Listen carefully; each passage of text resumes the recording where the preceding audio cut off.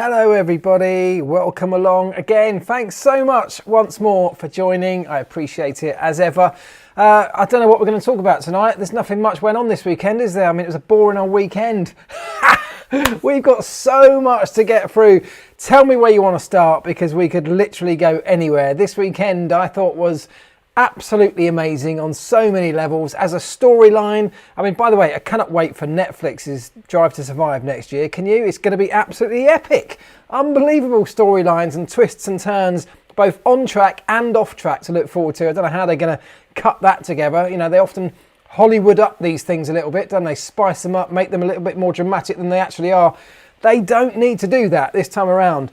So we'll get into every single one of the topics that you want to talk about over the course of the weekend, from Wingate, from Crashgate during the Grand Prix, to Lewis's unbelievable fight back 2 days in a row, to the various penalties and controversies and everything else in between. I do want to say a big thank you to everybody that I met at the NEC this weekend. I met many of you. Lots of you came up and said that you were looking forward to Monday night, that you are regular viewers to the channel. We were at the Classic Car Motor Show all weekend on the live stage up there. It was a brilliant weekend. So busy, I'm exhausted. And we were straight back to filming today. But it was really nice to see a bunch of you in person. That never happens. You know, I rarely ever get the opportunity to meet you guys like that. So it was lovely to see. Thank you if you came and said hello. I hope you enjoyed it. If you did go to the event as well, it was brilliant.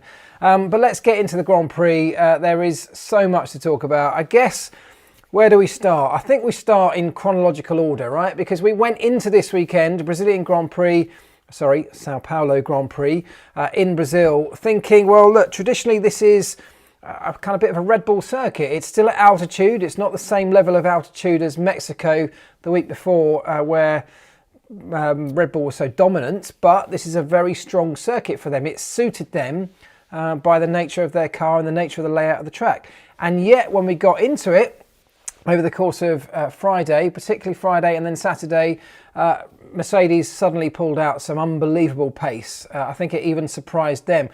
A lot of it came from their straight line speed, which has been something that they've really worked on, something that's really come to the fruition later on in the second half of this season. We've got obviously brand new power unit for Lewis, which delivered a bit more power, a bit more performance. They've got this collapsible rear suspension, which they seem to have enhanced for this year, particularly in the latter stages of this year, perhaps. They were running very high levels of downforce, and yet were still able to reach some incredible top speeds, way quicker than their main rivals at Red Bull. So all of those things led to a very, very fast car through the fast parts of that lap. And this was a weekend where the two title protagonists, with two very different cars, were way quicker than each other in different sections of the lap.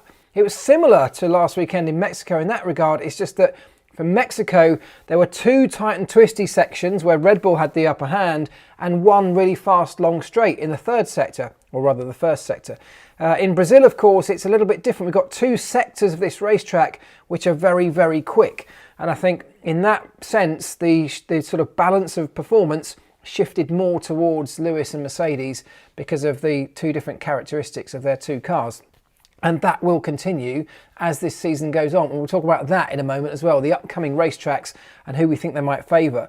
But it was Mercedes that came out fighting, came out on top. And so, of course, when we got round to qualifying, Lewis dominated, put in a blistering lap, and then, as we all know, got hit with a penalty. So should we start there? Should we talk about the penalty first of all? Post-qualifying, which actually didn't come until Saturday after the stewards deliberated for ages, and it centred around the rear wing flap, the DRS flap on the back of the wing.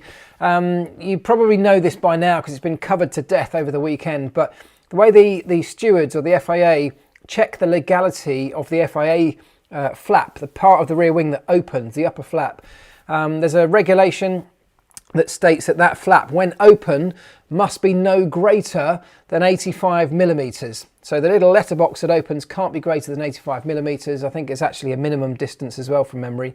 Something like 10 or 15 millimetres, I can't remember. But within that tolerance, it has to be. Can't be bigger than 85 mil. And so they have this little tool, which is like a sort of machined disc on a probe, on a stick, that they can push through the gap. And if essentially it doesn't fit through, if it fits through the gap, then by definition, that gap must be bigger than the tool that the FIA are using to measure, which is the prescribed height. And that is essentially what happened. There's a little technical directive that has been issued since that regulation was first written that says you can apply a force of up to 10 newtons to try and push this tool through the gap.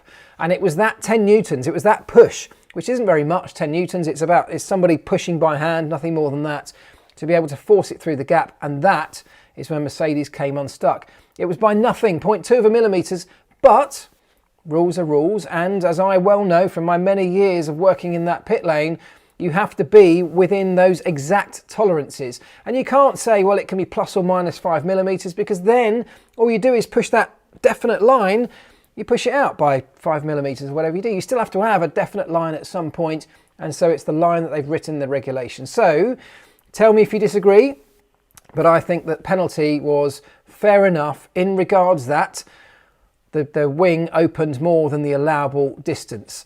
I'll get some comments on that, and then we're going to get into all the complications around that, with Max touching the back of Lewis's car, with the suggestion that actually the wing may have been damaged. We'll get into that, but first of all, agree or disagree that the penalty, so Lewis being disqualified from qualifying, seemed fair on the basis that his rear wing flap opened more than the allowable distance. To me, it's a no-brainer. I can't see how anyone can argue that with those simple facts. Did you have any issues like this in your days, says NJ0? Yeah, I did. I mean, we had these kind of things happened all the time. It was often things like the heights of barge boards or the floor heights, which you want to be as low as possible, but you need to factor in that if it drops even half a millimetre below the allowable height, you will get disqualified. And those kind of things happened, absolutely. Max touched Lewis's flaps, penalty. Okay, I see where we're going with this. I thought it might get like this. Schoolboy humour, I love it as much as anybody, so keep it coming, why not? Fair penalty. Unfortunate, but fair, absolutely. Agree, no problem with that. Agree. Right, now, the next part of this, shall we deal with the issue of Max Verstappen?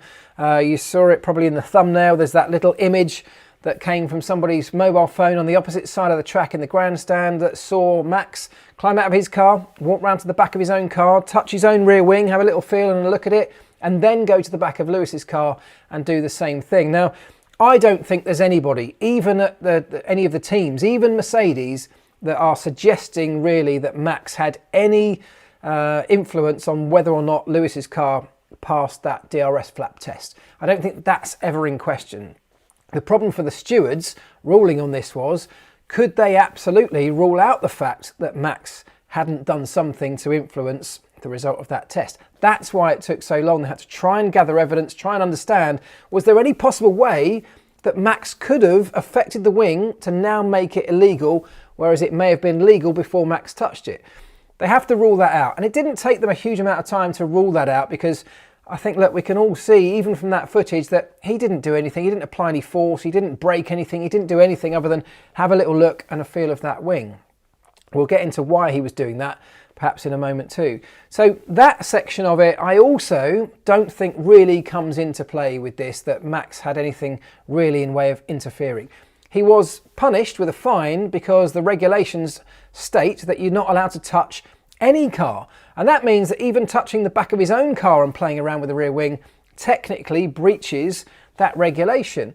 Now, a $50,000 fine seemed excessive for that, because we've seen plenty of drivers in recent history even touch other cars, have a good look around. We saw Seb Vettel, I think not that long ago, moving, albeit with his foot, just rolling someone else's car back and forward. So these things have happened in the past without penalty, but this time it was deemed that they needed to make a stance on it, and I can't really argue too much with that. There is a regulation, he breached it.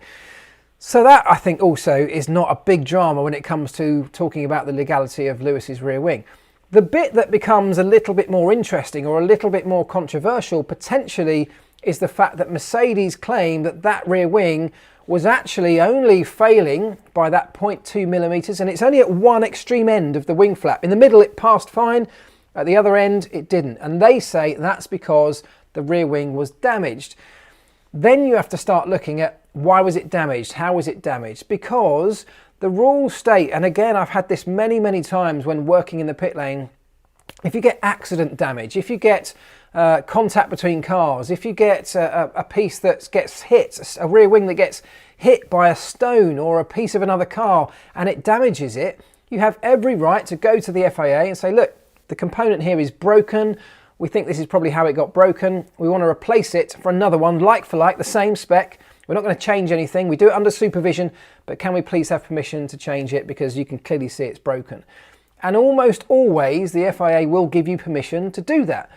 In this instance, Mercedes didn't know it was damaged or broken in any way. Only after the FIA did their test and realised the wing failed, did Mercedes then start to suggest, and it was only a suggestion because they hadn't even had a chance to inspect their own wing at that point, a suggestion that, well, actually it could be that this rear wing flap failed the test because parts were worn or broken or not done up correctly or had worn, come undone, and that excessive play in the fixings, for example, or in the hydraulic ram that opens and closes the DRS flap, could be the reason that we've got an extra 0.2 millimeters of play in that wing flap. And that is really where Mercedes' main argument sits on all of this. It's a really difficult one to find which side is the right way to come down on it, because it's not clear accident damage. If a mechanic had left a wing, a bolt undone, or a bolt had become undone or worked its way loose, do you say, well, that's the team's own fault because they have human error has meant that part's incorrectly fitted, and because of that it then becomes illegal? So it's a really complex issue and a complex area.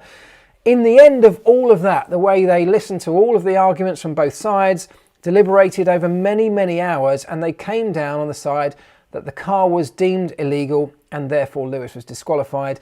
And if you want my opinion on this with a few facts that we know from afar, and that's all I have on this, I have no inside track, I think it's fair enough. I think the penalty that Lewis took between qualifying and the sprint was fair enough. The car didn't pass a legality test, that was a technical legality test.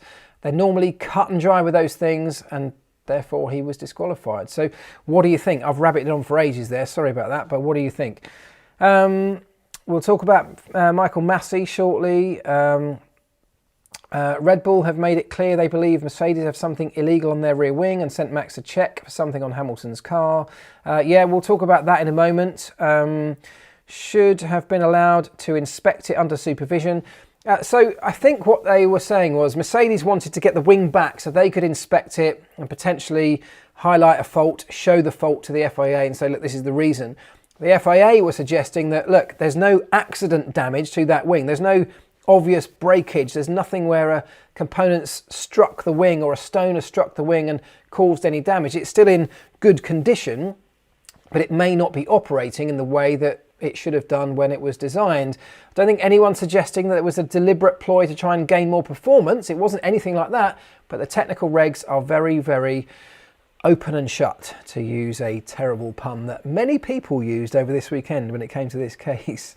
But it was strange for me that they didn't allow Mercedes to have a good look at it, even under supervision with the FIA, to suggest what the reasons might be. Can we talk McLaren Audi? We will. We'll definitely get onto that later as well. Right, I think that is... okay, look, every car was tested in the same way after qualifying. Actually, not every car, and typically they don't do this to every car every week. It's one of these random checks that they can apply at any point over a race weekend, and your car has to conform to those regulations. And that's always the way Formula One's been. Occasionally what they'll do is they will check at random a handful of cars after the race or after qualifying. They'll pick fuel systems one week. They'll do a series of random fuel system checks. Here it was rear wing flaps. And so that's what happened. That's how this test came about, and that's why Lewis fell foul of it. So look, that for me that's my take on that section of it. Lewis got disqualified. I thought was fair enough. Very unfortunate, but fair enough. And then we move on to the sprint. And of course, what Lewis managed to do in that sprint was pretty unbelievable, I have to say. It reminded me of that race that he did in GP2, the very famous race in GP2 at the Turkish Grand Prix, where they were supporting Lewis was still a GP2 driver at that point, of course, and I remember watching in the garage, you may have read this if you've read my book, everybody sitting up and taking notice of Lewis, who'd got spun earlier in the Grand Prix and fought his way right through from the very back, right up to, I think he came second or third by the time the checkered flag, in a race where everyone has the same car, no less. And it was a bit like that. He had this unbelievable drive, a fire. There was hardly any overtaking in that sprint, apart from with Lewis. And it's easy to say, of course, he's got the fastest car. And it is true, because when you've got the fastest car moving from the back, the first 15 places to make up are the easiest. You have a massive advantage over all of those other cars. And it's always the last bit, the last few, your main rivals, the cars that are at the very sharp end of performance, that's where it becomes more difficult to make progress. But as we saw on Sunday, which we'll get into in a minute, he did that as well. So Lewis was just on fire this weekend. He did have the strongest car over the course of the entire Brazilian Grand Prix, but he also had something to prove this weekend. He had a fire in his belly. He's very much like that. When he feels his back's against the wall, he will come out swinging, and that's exactly what happened in the very best way. We saw an unbelievable performance from Lewis Hamilton this weekend. Make no mistake, whether you like him or not, whether you agree or want him to win this championship or not, what we witnessed this weekend was a brilliant, brilliant F1 weekend from him.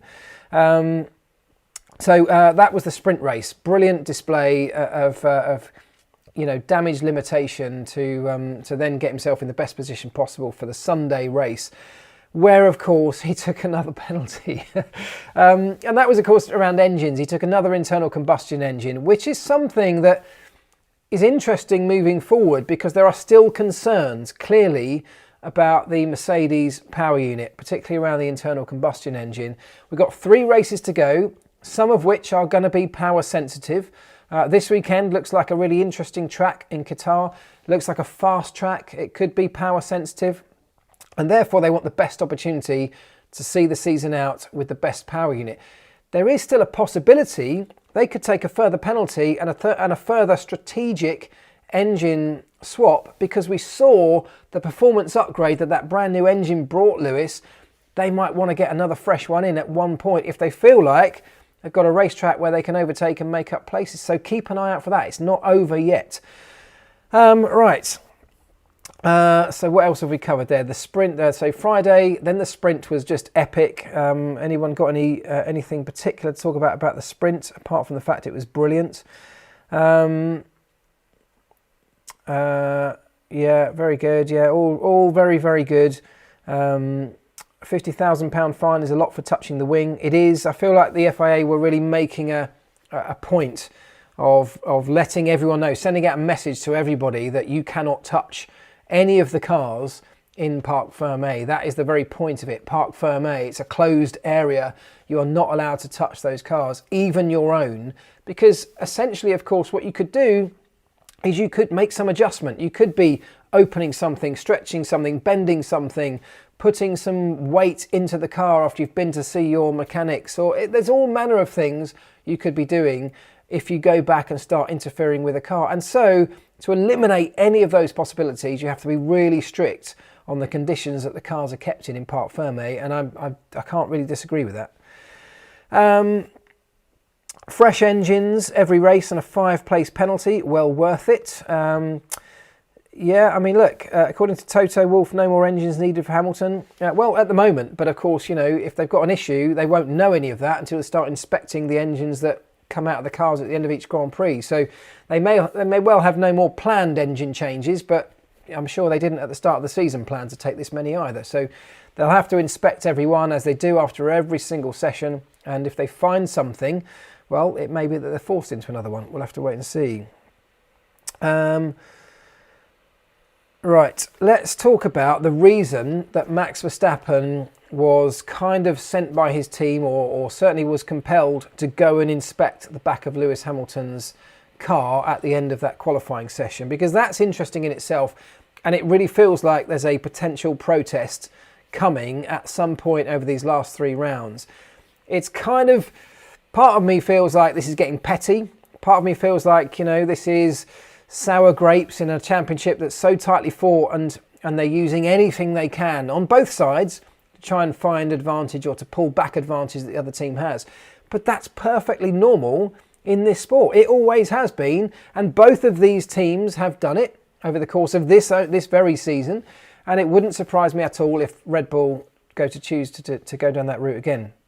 Their thinking is, and I really don't know the absolute specifics of this at the moment, but they feel like there is something going on with the construction of Mercedes' rear wing that it deforms under load at speed. Now, I don't think they're suggesting it's the same thing as the flexi rear wings that we've had in the past, because we know that the testing around that has been ramped up. It's more strict now, so very, very difficult now to flex those components in the same way that they have done in the past. And typically what's happened there is the entire rear wing structure, including end plates, would flex back at high speed, just shedding a bit of drag and downforce and obviously increasing speed.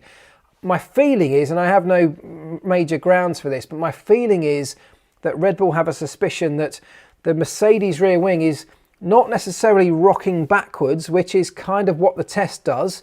It puts load on the rear wing to see if it rocks backwards, but potentially that they're seeing that, or they think that rear wing on the Mercedes is deforming in some way, so changing shape, perhaps in a certain section of the rear wing, which might have a similar effect in, dumping a little bit of that downforce and drag and increasing the top speed, together with the fact that the back of that Mercedes sinks down in quite a dramatic way when it reaches a certain speed as well, or when it reaches certain loads. And all of that has a similar effect in shedding downforce and drag and giving you that absolute VMAX that they seem to have way more than the likes of Red Bull. Something around that. It feels to me like it might be in that area. And maybe if it was that, that's why Max went over and sort of felt like he touched the back of his wing, sort of squeezed it, tried to push it, bend it, see if it was flexible, and then went to Lewis's car to try and do the same sort of thing. Are they getting clever with materials just in certain sections of the rear wing, so that where you put the load test, pull back on the load test, or the pullback test as they call it, on the rear wing, they know how the test is performed. As long as those sections of the rear wing are solid, potentially there's a loophole that somebody could make the other sections of the rear wing in between the brackets that pull back on that wing from the FIA testing equipment. Could they do something around those sections of the wing only that deform and as I say, reduce the drag? It would be illegal in the same way that Red Bull's system was earlier on, but if it passes testing in the same way that Red Bull's did earlier in the season, the FIA have set a precedent now by saying, well, okay, what we're going to do is we're going to change the test, give the team some notice that we're going to change the way we test these wings.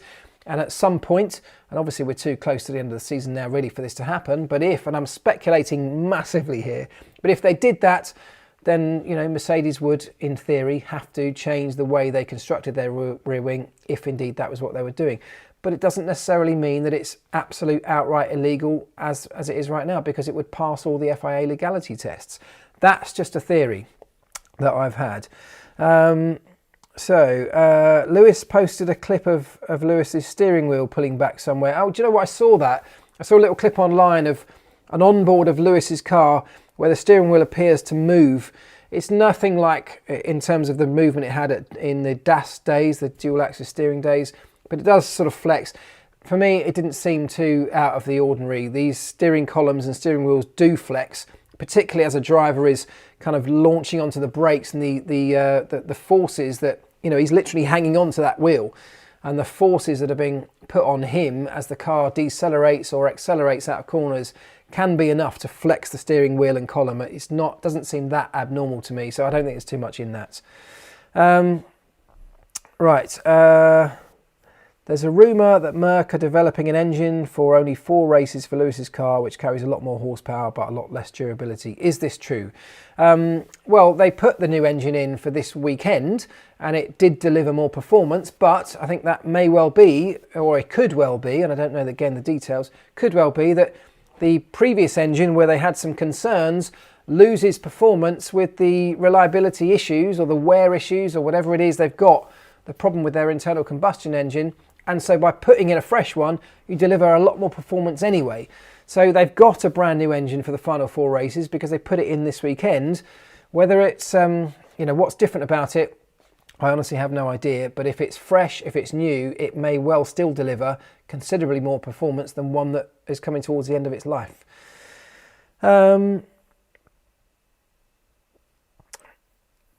Marc struggles saying rear wing, rear wing, rear wing, rear wing, rear wing, rear wing, rear wing. I'm all right with that, aren't I? They're using party mode and let the engines do 2 races. Well, look, that's exactly what happens when, you know, let's just be clear on this so people understand. The idea of party mode, as we all knew it in the past, was a mode or a set of running conditions for the power unit where you could crank it up just for the race. Just for qualifying rather, you crank it up into what we called party mode to give it absolute full beans, give it maximum everything. You couldn't do that to sustain it for the lifespan of the engine, but just for qualifying it was fine, then you'd turn it back down again for the race. You can't do that anymore in terms of changing modes between quali and race. So whatever mode you leave the pit lane on Saturday afternoon for qualifying, it has to be in exactly the same mode for the remainder of the weekend. That's the rules, it has been all season since the change. What you could do, and that I think is what's being suggested here, if you had a fresh engine which no longer has to do the full 7 races or whatever it is you're supposed to make these things last, like Lewis put a fresh one in, for example, this weekend, well, there are only 4 races left. Now, if they are confident enough that engine can clearly do 4 races at a higher rate, well, they could set their power unit at a, not quite perhaps the full party mode that they used to do, but a higher performance level, knowing that it doesn't have to do the same sort of mileage because there are only 4 races left that it would have otherwise had to do. And that could be another reason that they're getting more performance, or Lewis got more performance this weekend when that fresh engine went in. That's a good point. Has anyone seen Max's onboard from the moment on Sunday? No one has yet. So we move on to Sunday. I think that's covered most of the controversies over the weekend. Lewis is obviously took the engine penalty, so went all the way back to 10th place for the start of the Grand Prix, which, you know, wasn't so bad and clearly proved so in the end, but wasn't so bad given that he had a car that was blisteringly fast, particularly in the sections of the racetrack where you could overtake. That long run, which has it's not quite a straight, is it, but it has a kink in it, but it's a flat out section, really long up the hill, along the start-finish straight, right up until the braking zone for turn 1. That's where Lewis's car had the advantage. And of course, on this particular racetrack, that's the main overtaking point. So, or one of the main overtaking points. The other one, of course, is at the end of the next straight, again, where Lewis had the advantage. So moving through the field didn't seem to be too bad of an issue for Lewis with the performance advantage that his car had. And therefore, he was able to move through the field. So shall we get to that moment on Sunday evening, when Lewis was hunting down Max Verstappen and came in towards turn 4. He got past Max in the braking zone, didn't he? He was ahead of Max Verstappen on the outside, on the racing line, going into turn 4. Max is offline, therefore on a dirtier part of the track, a little bit less grip at that point. They both turn in, heading towards the apex, and I've watched this through frame by frame. They turn in both together, normally, towards the apex, but as they get to the apex, Max does start to drift out much wider than you would normally do and run Lewis wide. Now, at that point, I'm saying that's normal. I'm saying I'd do the same. Every racing driver wants to do the same because they're not going to compromise their own line and keep a very tight line just to give the opportunity to the guy on the outside. You can do that all you like until you get to the point at the exit of the corner where you must leave a car's width if there's a car on the outside. Max did not do that on this occasion. He continued to drive. Yes, we haven't seen the onboards yet, but I think it's fairly clear for most of us to see. He continued to run Lewis out wide and then himself ran off the racetrack, taking them both out beyond the white line and over the curbs. And, well, we know what happened next. Now, that incident in that scenario, in race control, they're watching it. You will have maybe, I don't think you heard, or you may have heard some of the team radio from the pit wall to Michael Massey. Now, I can tell you, having sat and been part of these conversations, that happens every single time. This gets broadcast once in a blue moon. Every now and again they select little snippets of that FIA and team radio, but every single incident, you can guarantee, whether it's Mercedes or Red Bull or any other team, they are immediately on the phone to Michael Masi saying, did you see that? Did you see that? We think that breached the rules. Look, he pushed him out wide. And you can guarantee that Mercedes will have done that immediately as it happened, I'm sure. Michael Masi then has a little look at his immediate replays that he gets within race control, together with the people around him. He has a look at that and he decides, look, is there something here worth referring to the stewards? It's at that point they put the little message on screen saying it's been noted. So Michael Masi is aware there's an incident. The teams will have already been shouting at him down the radio. Puts this message on screen saying incident noted. He then has a look with his colleagues to decide whether there is something there, whether it should be investigated further. Now, the crucial point here is that all that Michael Masi has to go on really in that moment before he decides whether to refer it to the stewards for an investigation is the camera footage that we all saw. And he can replay it and he can slow it down and he can watch it as many times as he wants, but those are the angles that he gets. He can get the off-boards as well, but he didn't get the onboard footage of Max's steering wheel that we all desperately wanted to see. And in that moment, he decided no investigation necessary. Now, my opinion on this is I cannot believe that's the conclusion he came to, given the amount of information that was there available to us. I think from looking at the car, there was a fairly high up camera, I think on one of the grandstands or on the jib, looking down as they approached the corner. I followed them through the entry, and I think for me, even from that camera angle, it's night and day clear that Max pushed Lewis off the racetrack. Now, there's two arguments here. First of all, you can say, as a general rule, well, this is great close racing. This is what we want to see. We want to see wheel-to-wheel action. We don't want to see drivers giving up. We want to see them fighting tooth and nail and, Lewis fighting his way back, and they didn't make contact, so, it's great racing. And there's a part of me that thinks, well, there's an argument to all of that. There's got to be a line somewhere. The problem with it all is that there is zero consistency between that incident and a number of other incidents in recent history, notably Austria, where we saw drivers penalised for very, very similar incidents. And that is my biggest problem. How they came to a conclusion that didn't even need an investigation blows my mind from what we've seen at earlier races, even this season, let alone in seasons gone by. And I would love to know what you think about all this while I have a swig of my beer.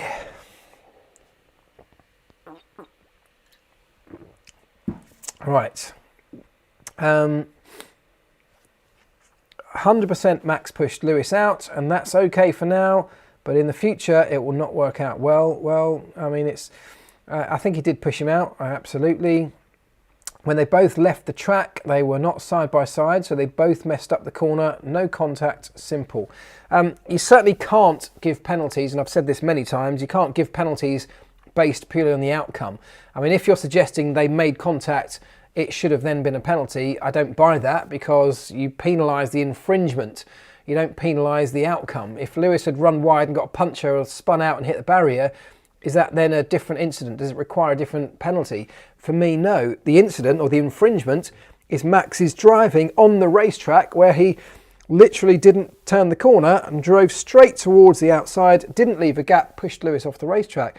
The fact that neither of them made the corner would suggest that Max was out of control. I have every reason to believe Lewis would have made that corner if Max wasn't there. There's nothing to suggest otherwise. Nobody was locking up tyres and sliding and squirming around. They seemed both under control, which is again another part of this evidence to suggest that it was a deliberate decision by Max to drive out to that part of the racetrack. Probably, by the way, a natural instinct for most racing drivers when you've got your main rival desperately trying to get in front for the race win. You don't want to let him by, and I suspect that's what happened. A little bit of red mist, and Max saw the opportunity to close that door, but for me went way too far in doing it, and I cannot believe they didn't get a penalty. Lewis had to avoid the crash, absolutely. If there was a wall there, he couldn't do that, says Matthew Baptiste. Well, he couldn't do that, and that's something different. That's another argument here, right? So if they're at Singapore, and going into a similar type of corner, but there's a wall on the exit, well then, if Max pushes Lewis out and he hits a wall, that's not just punishing the fact that the outcome might have been different because Lewis might have been out of the race having hit the wall.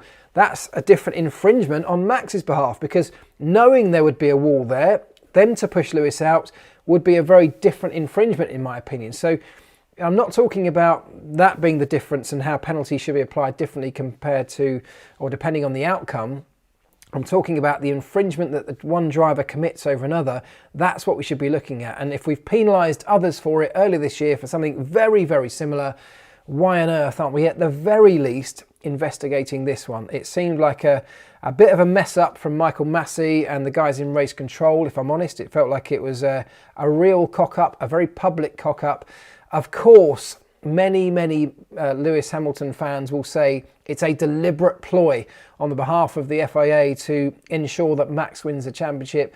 I don't necessarily buy that. I really don't think that's the going to be the case, but I do think they got it horribly wrong for whatever reason. The disappearing onboard footage. So let's talk about the onboard footage. The reason that they didn't have access to the onboard footage for that moment, for that incident, was because every car has a camera pod on the roof, on the top, doesn't it? Not the roof. They don't have roofs. Come on, Elvis, you've known this. on the rollover hoop on the top of the car, they have a camera pod with front and rear facing cameras in there. They've also got GPS sensors in there and various other things, and they've also got antennas to beam some of that footage back towards the camera department, the onboard camera department that run the show. Now they can't have a live stream of every camera on every car because there are cameras dotted all around the cars. They just haven't got the bandwidth to live stream all of the cameras on every car. So for every race, they pick 1 or 2 cameras on each car, and that's a decision that's made differently at every racetrack as to which ones are going to be the live cameras for that Grand Prix. And it's those cameras that the director has access to, all the different feeds coming in a live scenario, and he can cut from one to the other during the race. Now what happened in this moment, they were looking at Max, I think, on board, and then they cut. When they saw the incident about to happen, or Lewis coming down for the overtake, and this is the right decision from a TV director, they cut to the off-board shots. You could see both cars. Natural thing to do. But that means that because that onboard wasn't one of the recorded cameras on board the car, sorry, one of the live streamed cameras on board the car, Michael Massey didn't have the ability to replay that particular camera angle. Now they do have access to the footage, but the only way they get it is at the end of a Grand Prix, literally go in and download the data off the onboard data logger that's on board the car. Now they can do that probably 20 minutes after the Grand Prix is finished if they want to, less than that. By the time they got the footage, they plug in, they download the footage, they can go and analyse it as much as they want. Certainly by today, that footage should well be available, and for some strange reason it isn't. I don't want to speculate too much as to why it isn't, but it isn't, and that does seem slightly weird. But that's the reason anyway why it's not available to Michael Massey and the stewards in that immediate incident. There is an argument that Mercedes could lodge an appeal with all of this because new evidence is now available, that new evidence being the footage that wasn't accessible at the time the stewards had to make a decision. The problem with it is, because it was never referred to the stewards as an incident worthy of investigation, there isn't really too much to appeal. There wasn't a decision made by the stewards that's now appealable by Mercedes. It was a decision made by Michael Massey and the race control gang that it wasn't worthy of investigation. And because there was no investigation and therefore no decision off the back of an investigation, it's slightly unclear as to whether Mercedes can even appeal that if they want to. So that's where all of that sits, the complications around that. So let's see what you lot are saying here. After reviewing the onboard footage, could Max get a penalty for the next? So that's what I'm talking about, Chris Davis. In normal circumstances, if they'd investigated the incident and then deemed it not worthy of penalty, Mercedes could now go on and say, look, we've got the onboard footage now from Max's car. Clearly shows that he wasn't turning the wheel. He's driving straight towards the exit of the corner and pushing Lewis off the racetrack. And if that was new evidence, they could rightly go in and say, we want to appeal the decision. But because there's no decision to appeal, I don't actually think they've got too much of a leg to stand on. Right. And I mean, obviously Lewis went on to win the Grand Prix in an exciting, brilliant move towards the end. He just hunted Max down. They managed to look after tyres a little bit better than Max, which is surprising, by the way, because it's normally the other way round. But that's the way it worked. And obviously they had a faster car anyway as I said before, at the crucial parts of the racetrack. And so Max really couldn't hold him off for too long. And Lewis managed to win the race. Now, because Lewis won the race, then Mercedes might be less inclined to start really pushing this. But there was a lot of animosity this weekend between Toto Wolff, between Christian Horner, the two drivers and their respective teams. It's all out war now. And if Toto and Mercedes put in an appeal and managed to get some kind of appeal underway, and if they then found Max guilty of that infringement, you'd imagine a 5-second penalty would be applied. And if they did that, that would push Max back into third place behind Valtteri Bottas, which could have a significant bearing on the championship. That would be another 3 points or so that Max loses and Mercedes as a team gains. So those are the kind of details that can win and lose championships. So they won't, dismiss that lightly. I'm just not sure if it's possible at this point. Right, Elvis, have you seen England have just beaten San Marino 10-0? Do you know what? I watched the first half and they were 6-0 at half time, so thank you, William Harris. I've missed the second half from doing this, but so have you lot. Sorry about that. Right. Bottas for car camera operator. Thank you, John Norris. I think Lewis stayed professional. Some of the team radio sounded salty and bitter. Look, I think Lewis stayed professional. I actually think Max handled himself well over the course of this weekend out of the car. They're not tending to get too involved in the bitterness that's the war of words. It's actually more between the team principals and obviously, in the most part, it's the media that loves to stir this stuff up. That's why I said I can't wait for the Netflix drama for next year, because it's going to be absolutely brutal, isn't it? Seeing what's going on behind the facade in these teams during the course of this year. But what it has given us over the course of this entire weekend is a brilliant setup for the remaining 3 races of this season. There are, 14 points now. That's the difference between first and second place, discounting any fastest lap points. If Lewis wins the next 2 races, let's take the fastest lap point away from this. No matter what happens to Max, even if he finishes second in both of those, he closes that gap back up to nothing. So, this is all on. The fight is definitely on. This could well still go down to the wire. Mercedes seem to have a car that is very, very fast in a straight line, but clearly nowhere near as quick on the tight and twisty parts of a circuit. And so, looking ahead to the remaining races, or particularly to this weekend, which is the first one on the agenda, of course, we go to Qatar, brand new circuit for Formula One. I had a little look at it today. It's a very fast flowing circuit. It's a little bit Silverstone-esque, a little bit Suzuka-esque in some of the sections, some really fast flowing corners. And you got to say that, look, Lewis and Mercedes have been very, very quick at those types of circuits, but it's been pretty close. If you think about Silverstone, of course, Lewis loves Silverstone. He's incredibly quick, but we didn't get to see a battle this time around because the two collided. But Max was also pretty quick around there. So I think same at Suzuka typically. I think with the car that Max has, looking at the circuit layout, it may well be very, very close. The simulations at the moment show a pretty abrasive surface, pretty abrasive tarmac. So that's going to start putting things like wear and thermal degradation potentially at the forefront. I don't know what temperatures are going to be like, but you'd expect them to be very, very hot. Typically on paper, you'd say that might suit Red Bull slightly more, but that's what we would have probably thought about this weekend just gone. It was hot in Brazil, and yet Mercedes managed to look after their tyres very, very well. And if it is this fast, if it is a very fast circuit where top speed is going to play a part down the very long straight, well, that's a section that Mercedes could well favour.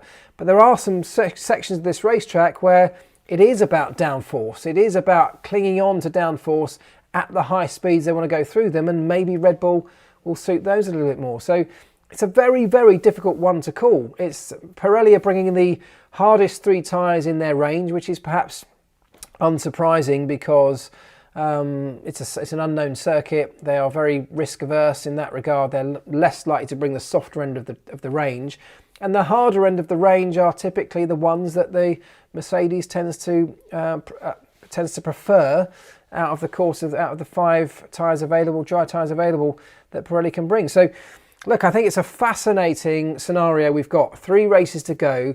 Lewis with a car that has a strong engine, as we talked about earlier, perhaps a stronger engine because it doesn't have to do the full lifespan that others had to do earlier in the season. So maybe they can have it turned up for the entirety of a race weekend. They've got a car that can dump its downforce clearly on straights, and therefore their top speed is massive amount more than Red Bull seem to be able to achieve.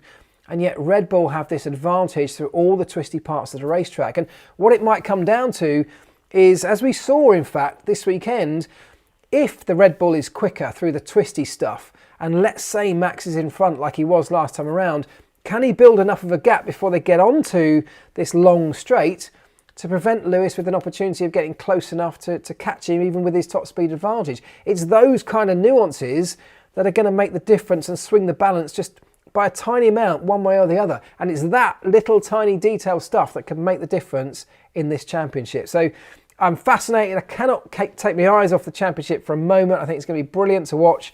And look, it's close again. It was getting closer. The performance is swinging back and forward. So let's see what you guys are saying on all of this. We will get onto the McLaren and Audi stuff as well that's been in the media, in the news today. Let's see. Let me see, where are we? Jack Jackson, 1,200 people watching, only 283 likes. Come on, you know what to do. And he's absolutely right. Please hit that like button. I'd really appreciate it. It just makes a big difference to me and to the performance of this video and how many people get to see it. I'd love you to do that. If you're new around here, by the way, hit subscribe. I'm really, really close to 70,000 subscribers. That'd be lovely to achieve that. So just hit subscribe if you're not already. It's free. It's easy to do. C6 Steve says, hi Elvis, it was great to meet you at the Classic Car Show. Oh, thanks Steve, it was great to meet you too. As I said at the beginning, I really appreciated getting to actually meet some of you guys face to face, so thank you for coming to say hi. Do you think the Saudi Arabia race will happen? Is there a contingency plan if Saudi can't happen? So, the reason that's a question is that some photos emerged recently that certainly made it seem like there was a huge amount of work still to do at the Saudi track. Now, I don't know what the current status is, but I do know there's been an inspection, or in fact it's tomorrow, isn't it? There's an inspection tomorrow by Michael Massey of that track. So he's gone directly from Brazil to Saudi Arabia to inspect the status and the progress at that track and give it a final sign-off, a go or no-go, for whether they can achieve what they need to achieve by the time the race weekend comes around. What I would say is, this is Saudi Arabia. They can make stuff happen very quickly. They will throw money and people at it and make sure that they give it the very best shot. They may well be absolutely fine, I don't know, but they are cutting it fine. As to a contingency, I don't know, but again, this is the Middle East and they have means and ways of making stuff happen. So if there was an absolute no way they could get to the Saudi Arabia Grand Prix, well, maybe they could do something in that region. Maybe they could go back to Bahrain, for example, run another event at Bahrain. We've seen them be able to do that in the past. I'm sure if the opportunity came up, they would probably be able to do it. Perhaps we could even go back to Qatar if Bahrain couldn't do it. So I'm sure there are ways and means, given that we're in that part of the world, of making something happen if they really had to. But I think tomorrow is a really important moment in that process, and we may learn a bit more off the back of that. Right. Go back to Spa. I can't see that happening, I'm afraid, but I don't know. Shall we? Did Nick Falul, did Marc smell nice at the NEC with his F1 fragrances? I did actually. I did have my F1 fragrances on. Apparently they're working 24/7 out in Saudi to get it done, I'm sure. New photos surfaced today. The track's almost finished, says Luke K. Yeah, I mean, you can't tell anything from a photo, can you? That's why you've got to be hesitant when you start to judge from a picture of what the current status is. First of all, you can't necessarily tell when that picture was taken, and that's only one little snapshot of one section of the facility. So, look, I'm sure they'll get it done, but we'll find out more very, very soon. Shall we talk? We've got 10 minutes left. Let's get on to the McLaren rumours that surfaced today. I'm sure you've all seen them by now. This was a story that broke in Autocar on their website. It was under a breaking news banner.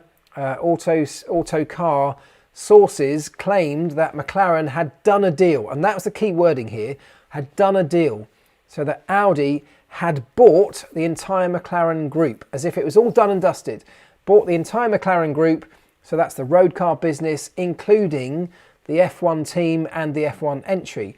Now, the reason that that's not, it's big news, it would have been massive news if that's true, but it might not be that surprising news, because I think there have been rumours for some time that the Volkswagen Audi group have been talking to a number of teams about finding a potential way into the sport, whether it's bringing the Porsche brand back with Red Bull, whether it's looking at Williams with a potential option, or whether it's looking at McLaren for some kind of tie-up.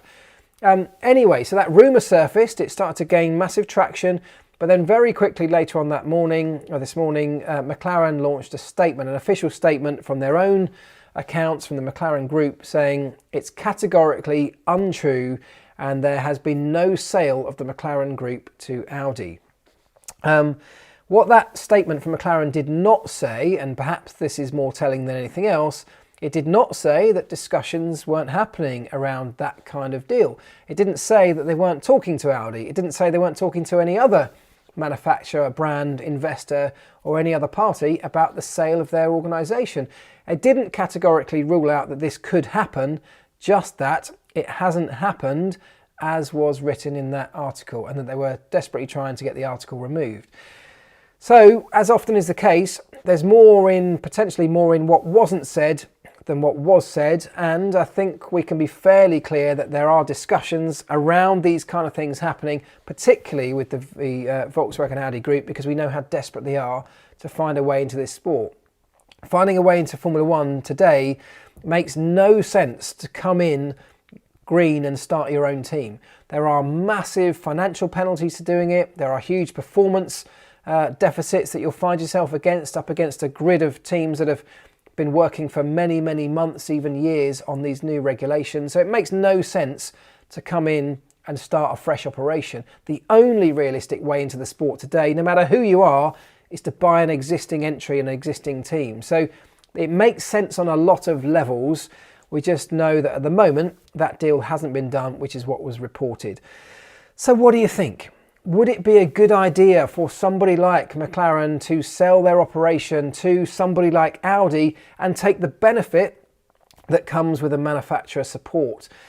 Would it be heartbreaking to see the team that many of you love, that have been one of the longest standing independent teams, lose that independence?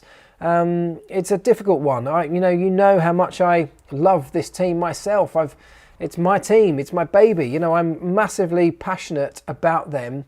What Ron Dennis built from the beginning, what Zach and the team have taken on and developed into a brilliant, brilliant organisation. It's a difficult one for me to get my head around. But until something's announced, it's very difficult, of course, to comment on the rights and wrongs of it. But we can speculate about whether or not we think it's a good idea. So I'd like to know what you think.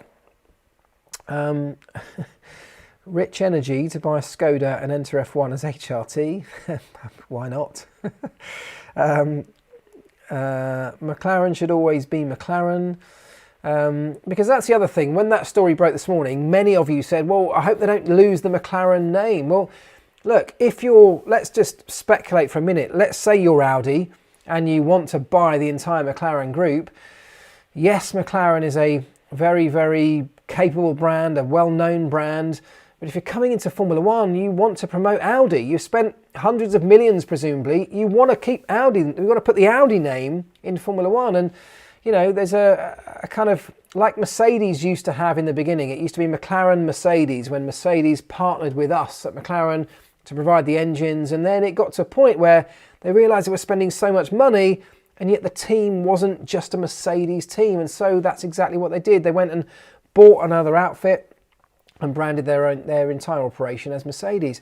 You could see that might be an end game if something like this happened, which, you know, would be heartbreaking if we were to lose McLaren or the McLaren name, but it hasn't happened, so let's not get too upset about it. It may or may not happen in the future.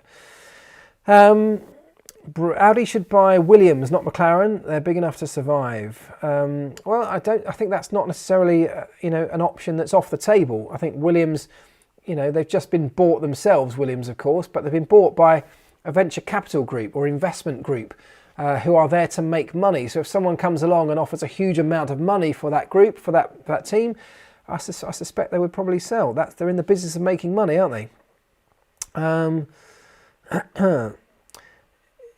Let's see.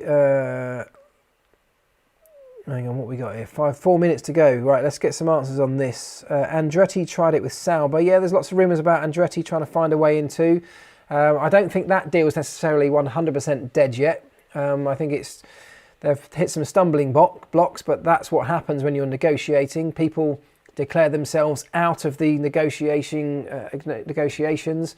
And that's often a political move to drive prices up or down or whatever. So I wouldn't rule that one completely out yet. Why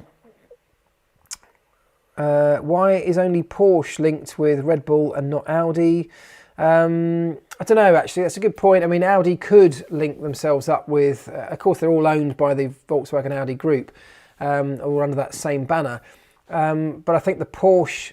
there's a feeling that the Porsche, from a marketing perspective, from a brand perspective, is a better link up with Red Bull. Porsche is a sort of fun, sporty brand. It's a bit more like the Red Bull operation.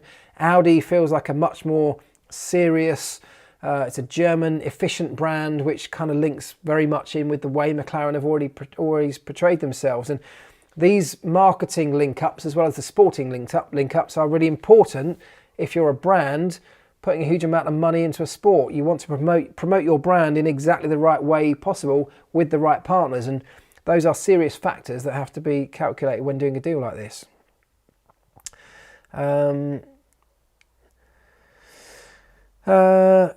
Could any team be split in two, maybe? Add a sister team or something like that. Could they be split in two? Well, you can only split a team in two, and I presume what you mean is, if you mean splitting, if Audi came in, could they buy two teams? Well, they could, because that's the sort of thing that Red Bull did, of course, and brand one as AlphaTauri. Could you split one team down the middle? No, you can't, because both cars in one team have to be branded in the same way. There's actually a regulation that says this. If you remember, BAR tried to livery up two cars in very different liveries, and actually they weren't allowed to do it. The regulations specifically prohibit it. So there's nothing to say that couldn't be changed, but I can't see that happening personally in the short term. So look, it's an interesting story. It's not a story that's going to go away quickly. These things are happening, and with 2022, new regulations, a brand new, more attractive Formula One on the very short horizon, it's much more attractive for people like the Volkswagen Audi group and potentially others to start looking at trying to find ways into this sport. And as I said before, the only way to do that is to buy your way in right now. That, guys, is it. That is all we got time for. Look at that. It's flown by. It's 10 o'clock already. We've done an hour. There was so much to cover. I'm really sorry if I didn't get to your kind of questions and comments today. I mean, I feel like I've rabbited on myself for way too long. So apologies if that's how it seemed. I do appreciate you writing all the questions and putting all your comments in. And actually, after all of these videos, I almost always go back over the next few days, dip in and answer as many questions as I can. So do keep the questions coming. I'll do my best to try and get to as many as I possibly can. Do hit the like button on the way out. Do tell your friends that we do this every Monday night. We'll be back, of course, next Monday. And I'd appreciate it if you'd like it and subscribe to the channel if you're not already. And I'll catch you all very, very soon. Have a good one, guys. See you later.